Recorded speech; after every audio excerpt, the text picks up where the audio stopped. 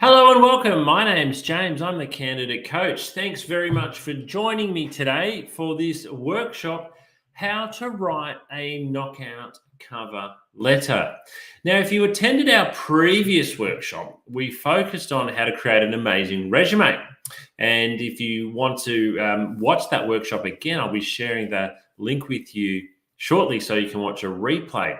In that workshop, we talked about the importance of your resume actually selling you and your resume kind of being like an advertisement for you. It represents you, it's your personal brand. It needs to promote you. It needs to make the employer want to pick up the phone and give you a call.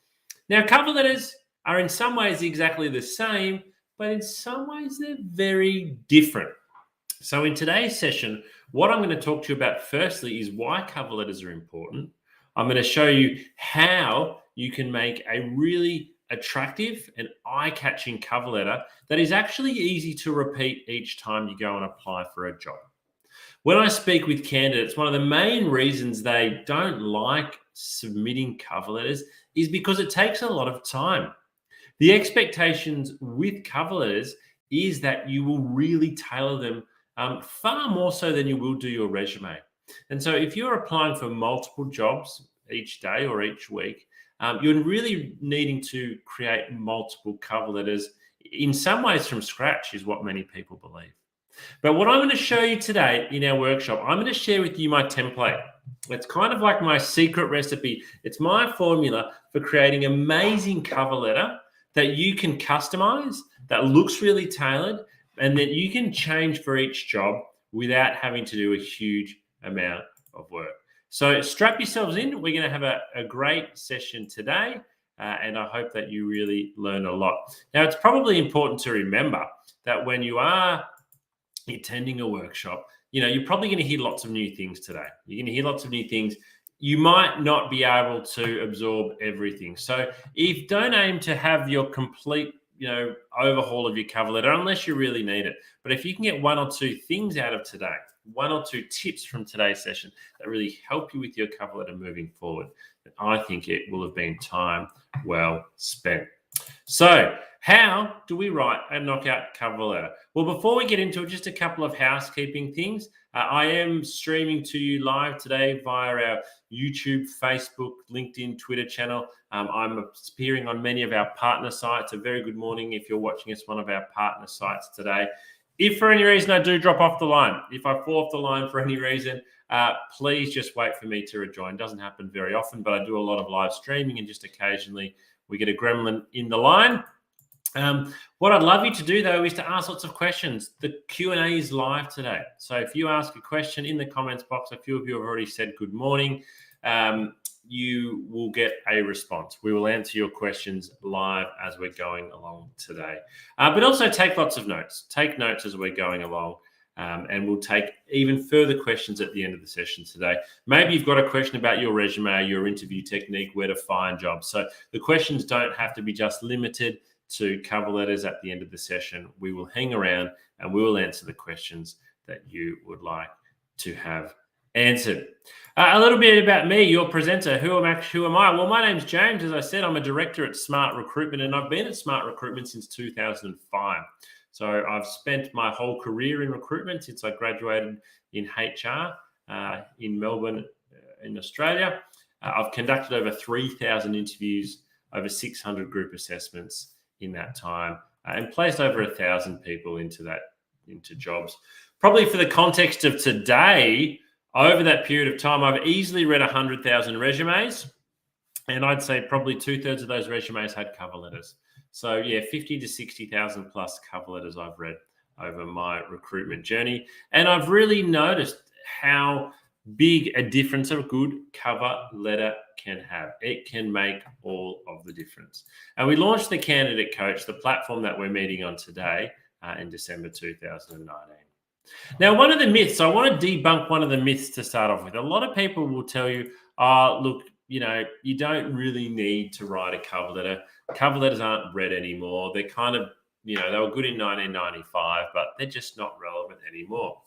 I want to tell you that is absolute complete bollocks. Unless the recruiter that you are applying to tells you they are not going to read your cover letter, you should submit a cover letter. I will be reading cover letters today. A lot of my colleagues will be reading cover letters today. Candidates who don't send through a cover letter are missing out.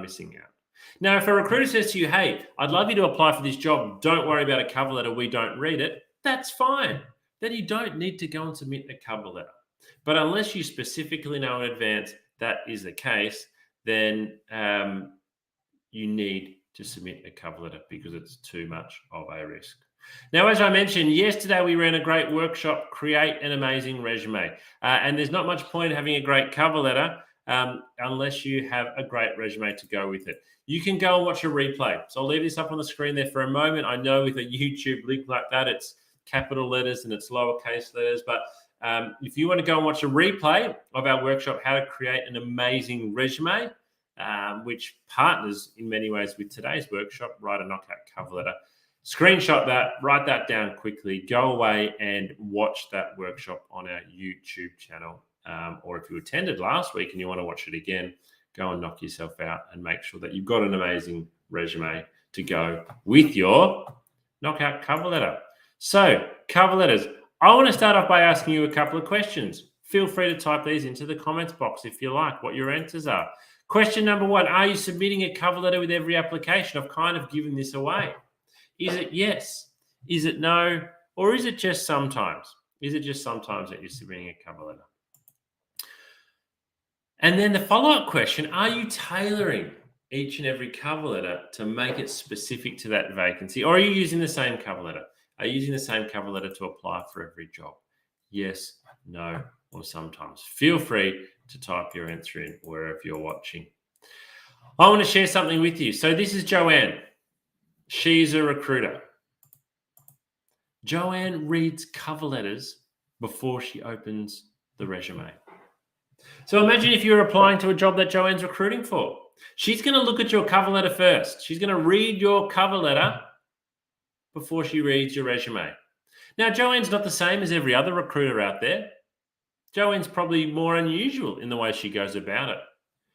The challenge for you is you don't know who is reading your application. You don't know whether you're sending it to Joanne or whether you're sending it to somebody else. If you have a poor cover letter, or if you don't have a cover letter, she might not even open your resume. Have you ever thought about that? Having a poor cover letter or having no cover letter can mean your resume will not be opened up at all. So, as I said before, it's a risk. And my view is you can only submit two things. A resume and a cover letter. 99% of the time, that's all you can submit, a resume and a cover letter. Why would you skip one of those? Why would you pass on this opportunity? I think a lot of people are fearful of having a bad cover letter. And so instead of having a bad cover letter, they opt for no cover letter. Whereas what I'm going to show you now is how easy it is to create a knockout cover letter. All right. So, what actually are cover letters? Well, sorry, just to re-highlight my answers there. The answer is yes and yes. Yes for every application. We need to be submitting a cover letter for every application. And yes, we must be tailoring our cover letter for every application. Now, I know what you're thinking here. You probably think, James, this means it's going to take a lot of time. It's going to take a lot of time. I've got to tailor my resume. I've got to tailor my cover letter. I'm looking for work at the moment. What I say to a lot of my students when I'm coaching them is, I really want you to only apply for a maximum of 2 jobs every day. Because for each application, yes, you need to be going and reading the ad thoroughly and understanding it.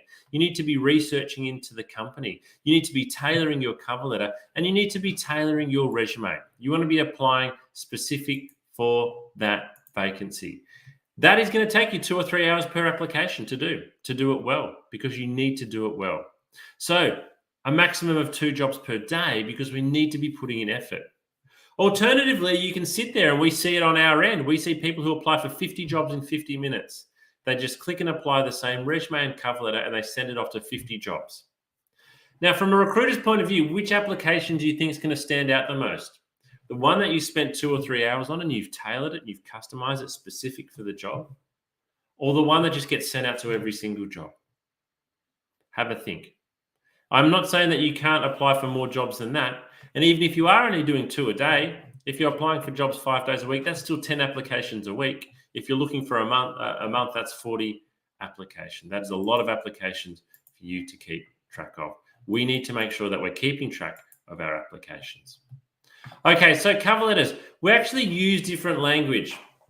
When we think about our resume and our cover letter, they are very different. So first of all, it is a letter. We forget the letter component of a cover letter. And when we write a letter, we normally write it to somebody. Not very often in the year 2022 and beyond do we actually write letters, but we might write emails. Again, if you're writing an email, you're normally writing it to somebody. Even if you're writing it to a company, you still personalize it in many ways. And so we need to remember that. We need to personalize it. We need to research the company and the position. So this is what I mentioned earlier. We need to research the company and the position and include that information in our cover letter. Include that information on that cover letter. Because we want to show in our cover letter that we have spent time, effort, and energy to go and do the research. 1 page long. Your cover letter is only ever 1 page long unless you've been asked to address a selection criteria. That is quite long. So if the advertisement says, please address the following selection criteria and there's 10 dot points, you need to address it, and then it will be more than 1 page long. But unless something like that occurs, your resume is only ever 1 page long. Proofread it. Proofread it multiple times. Everybody thinks that their cover letter doesn't have a mistake, but guess what? Most cover letters have a mistake. I have a lot of mistakes in my own work. I don't see them most of the time because when I read something back to me, I read it the way I meant it to sound. So most mistakes people make, they're not spelling, they're not typos, they're grammatical errors. And they're really hard for you to pick up. So proofread it multiple times. So what do we need to stop doing? Let's hold up that stop sign. Stop. Stop submitting the same cover letter for every vacancy because it just makes you look like a lazy candidate. All right, this is what a good cover letter looks like. So I'm going to show you, run you through the outline, and then I'm going to show you a couple that I've created. So guess what? It is just 4 simple paragraphs. Now, on top of the 4 paragraphs, we might include our own details in the top right-hand corner. We might include our address or something along those lines. But a great cover letter or a good cover letter looks like this. So paragraph 1, specifically address the role and the company you are applying to. 2 sentences should be enough. So if you're applying to a job with me, it would say, Dear James, please find attached my resume and cover letter for the sales representative position at the Candidate Coach. It's that simple. Name, job title, company. If you do those things straight away, as the reader, I can see, okay, first of all, this candidate has taken the time to at least edit their cover letter a little bit and they've used my name. You are probably already going into the top 10% of cover letters by doing this first paragraph. Most of the cover letters I get are Dear Sir or Madam, to whom it may concern, about the vacancy. I have my name on every advertisement that I post. Now, I know not everybody does, and if they don't, then you can do to Dear Sir, Dear Sir or Madam, or to whom it may concern. But if there is the name of a person on the advertisement, always use their name. My name is on there. What it means for me is I can actually see who's taken the time to at least put my name on the cover letter. So paragraph 1 is easy. Should only take you 2 or 3 minutes. Now, if you really want to stand out, let me share a little secret with you. If you are applying for a job and you want to send in a cover letter and there is no name, I would encourage you to call the company and just say, hey, I'm about to apply for the sales representative position. Can you please let me know who I should address my cover letter to? Now, if the person on the other end of the line says, yes, you can address it to Samantha Brown. Or the person on the other end of the line might say, I can't give you that information. If they can't give you that information, don't worry about it. You've lost nothing. But if they tell you the name of the person is Samantha Brown, and if Samantha Brown is going through 100 resumes and 70 cover letters, and one cover letter says, "Dear Samantha," do you think that's going to stand out? Absolutely, it will. So be brave, make a phone call, see if you can find out. It could be the one thing you do in the whole recruitment process that gets you the job, because all the other candidates are good. You've got a good background, you've got a good resume, they've got a good background, they've got a good resume, you interview well, they interview well. But Samantha remembers that from the start, you had a name on a cover letter. And so there's a bit more interest in your application. It sounds silly, but it can often work that way. So that's paragraph 1. Only takes 2 minutes, unless you're going to make a phone call. Might take 4 minutes. It's easy to do. Paragraph 2. So this is where we need to start to do a little bit of work. So we want to mention 2 or 3 things here that we know about the organization or the vacancy. So we do some research. We can go onto the company website. We can go onto their careers page. We can find their annual report. In some ways, it doesn't really matter overly what we mentioned here. Our aim here is to show the person reading this paragraph, we have done research. We have gone away and we have done a lot of research, and we want the person reading the cover letter to think, wow, look at this. They've mentioned 2 or 3 things here that they know about us. They sound really keen on working for us. We do that by mentioning 2 or 3 things we know about the organization or about that particular vacancy. It's to show off. And then paragraph 3, we're going to talk about ourselves. So paragraph 2, it's about the company or the job. Paragraph 3, it's about ourselves. So we're kind of repeating the process. We're going to mention some key skills or experience about ourselves that are relevant to the position.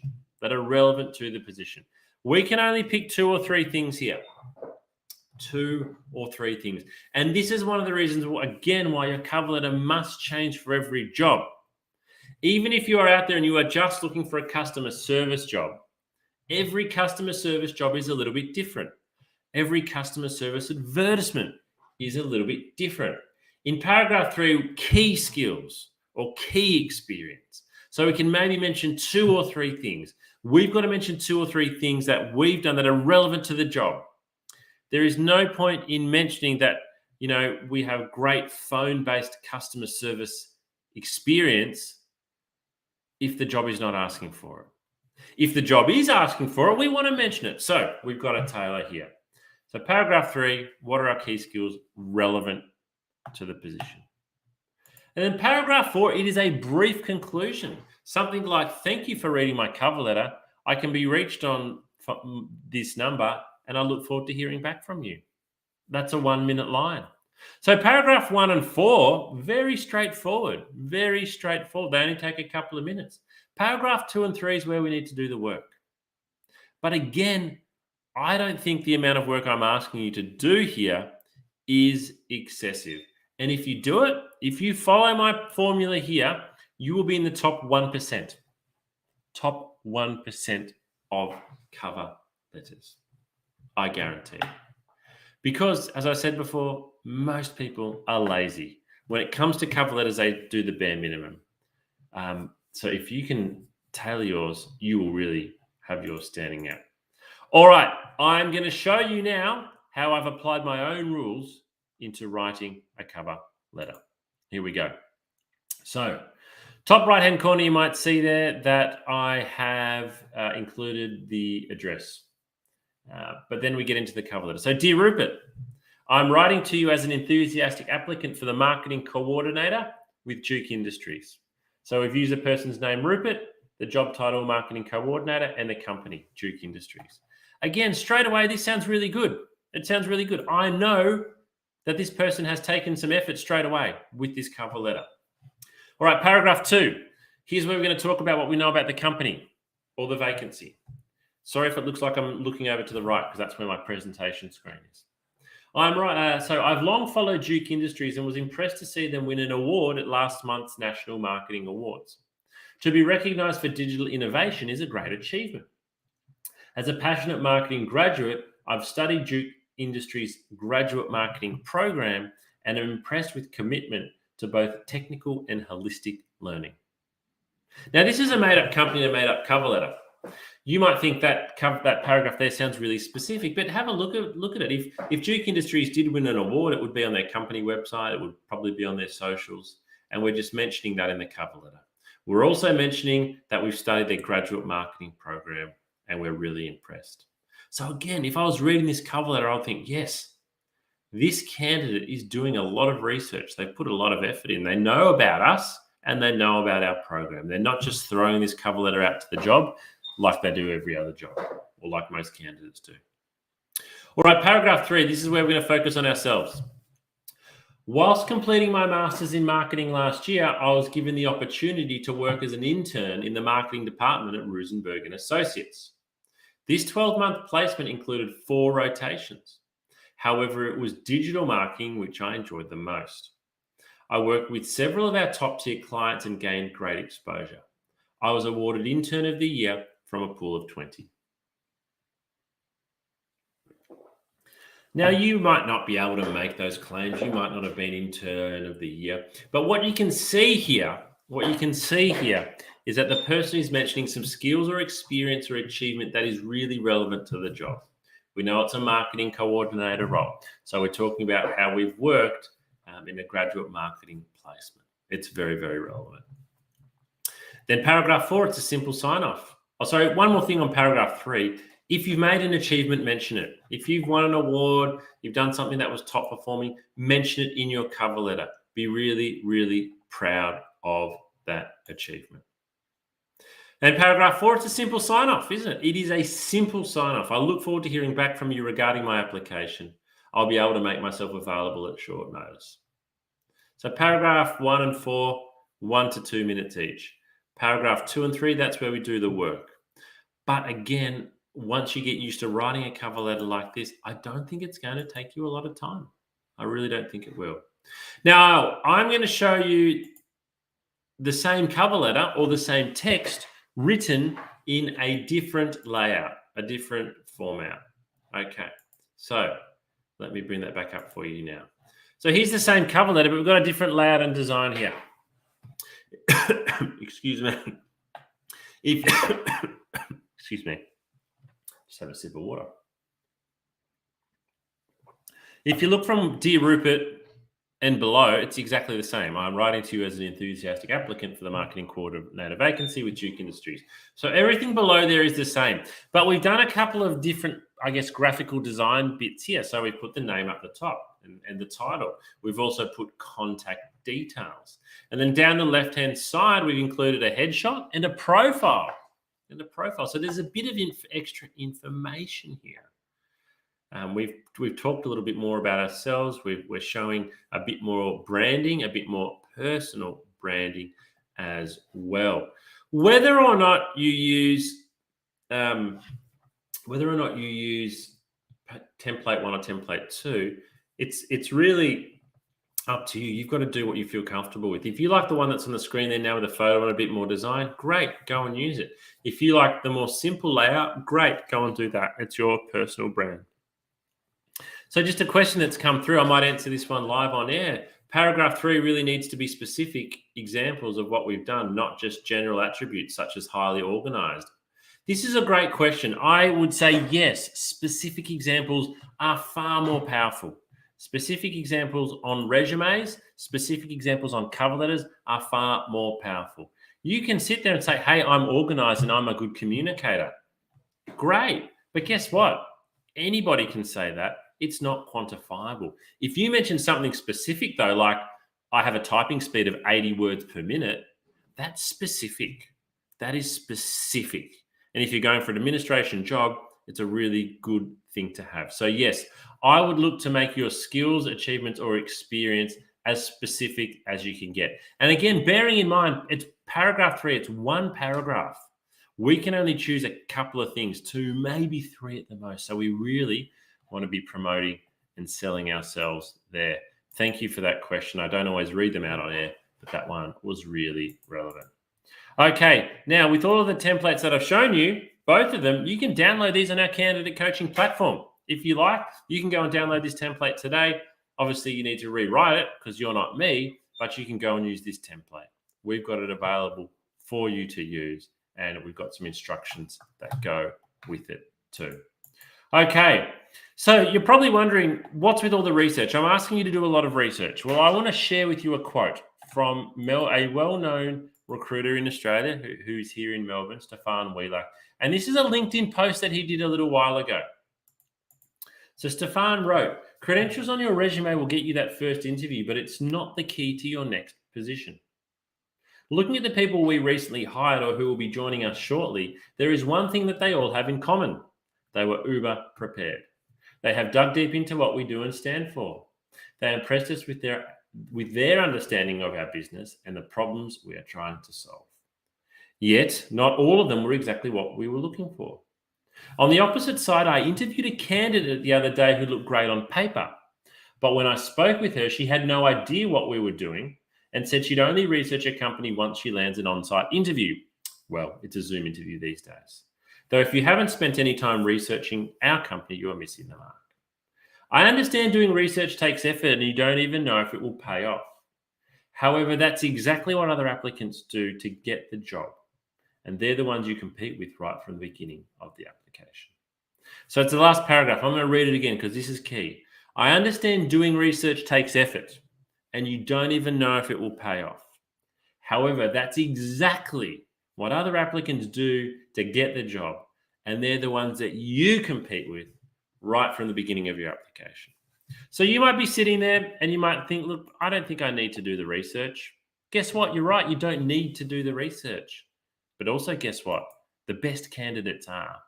And you are competing against the best candidates for the job when you submit your application.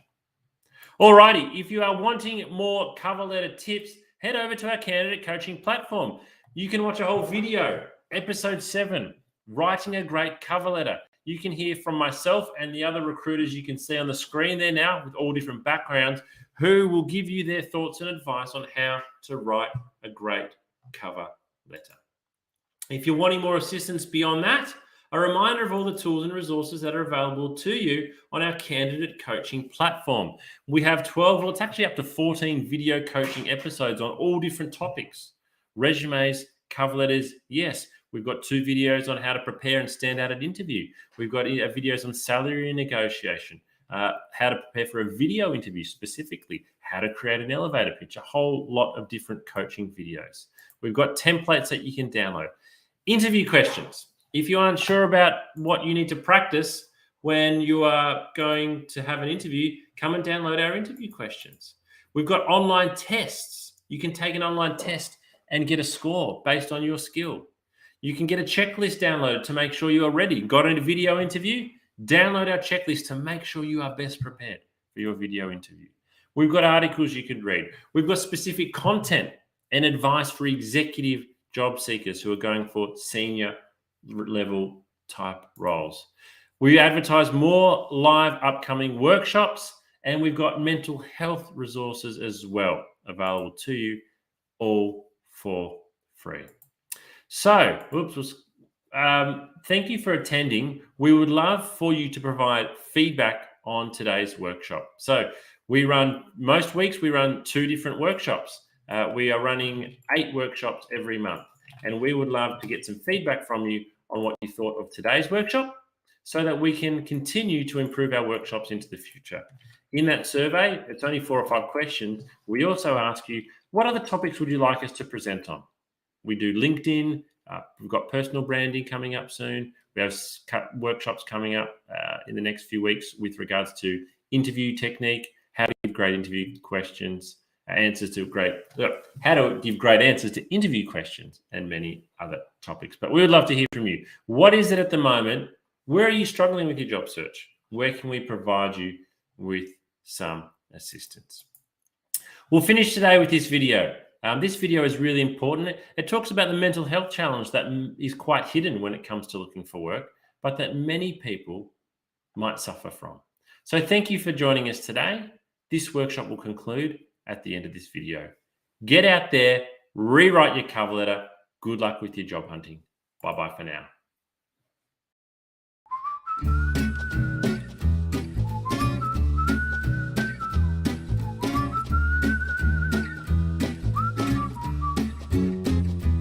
you're not feeling terrific at the moment and you feel like your mental well-being has taken a little bit of a dip, please remember this is not going to last forever. There's lots you can do to manage your mental health and get back on top of it.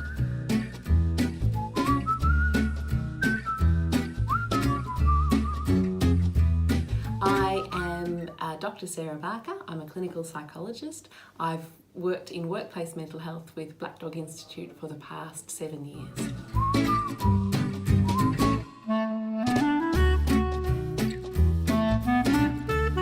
I work with a lot of adults and young people, mainly with anxiety, depression, trauma as well, a range of issues, and many who are looking for work and undergoing that process of trying to find employment.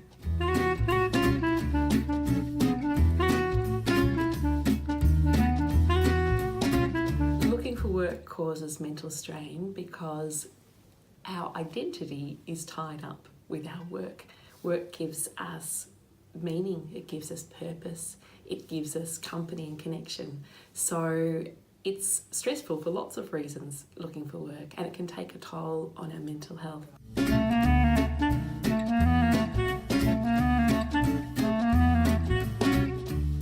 It's really important for us to be aware of the signs that our well-being and our mental health might be dropping.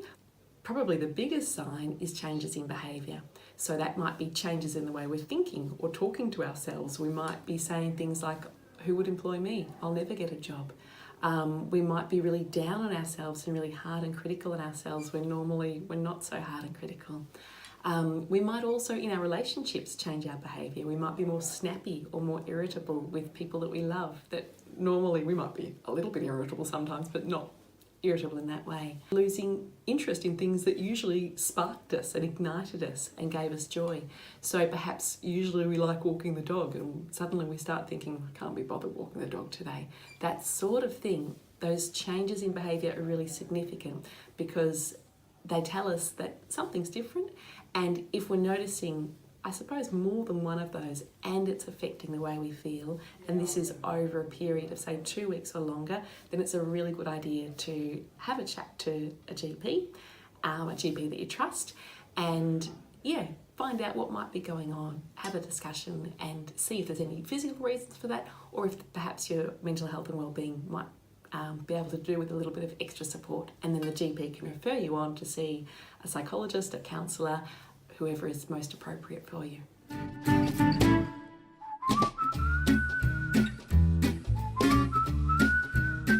There are so many great things you can do to look after your mental health when you're looking for work, and it's really important that you do. My very top tip would be really talking kindly to yourself and being compassionate with yourself.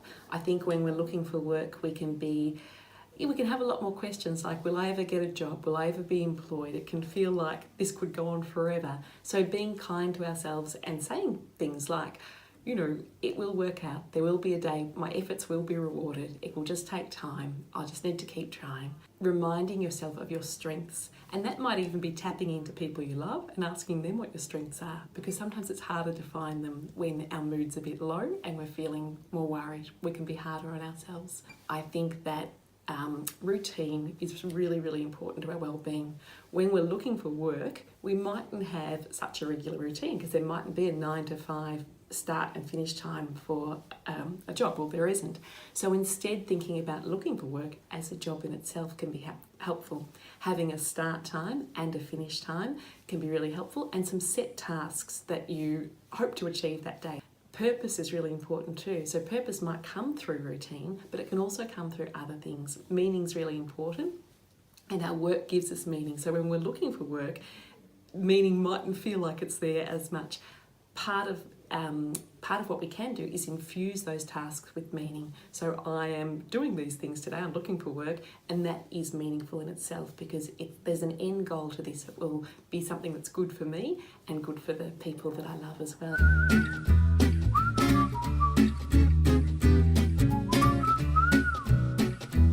Some excellent resources for looking after well-being when looking for work are the Headgear app. The Headgear app is free, it's evidence-based, it's developed by Black Dog Institute, and it is fun to use. It uses mindfulness, so a technique to really help us relax and reduce physiological arousal, which can often occur when we're feeling anxious. It's got a 30-day challenge, which is just short, bite-sized little challenges to extend your well-being and grow your well-being, and that can be really extra important when we're looking for work. There are also some really terrific resources available through the Black Dog Institute.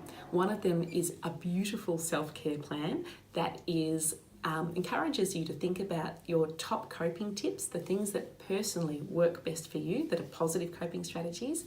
Another really good resource is through Beyond Blue, and they've got some excellent resources to look after mental health while looking for work, and also when people are recently out of work as well.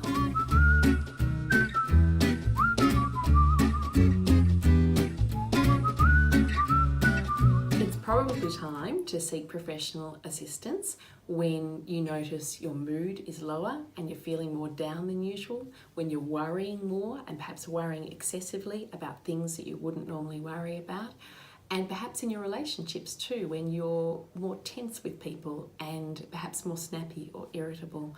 All of these are signs that perhaps our mood is not in the greatest space, and our well-being is not in the greatest space, and that it can be a great idea then to chat to your GP, who can then refer you to an appropriate person to help you strengthen your well-being.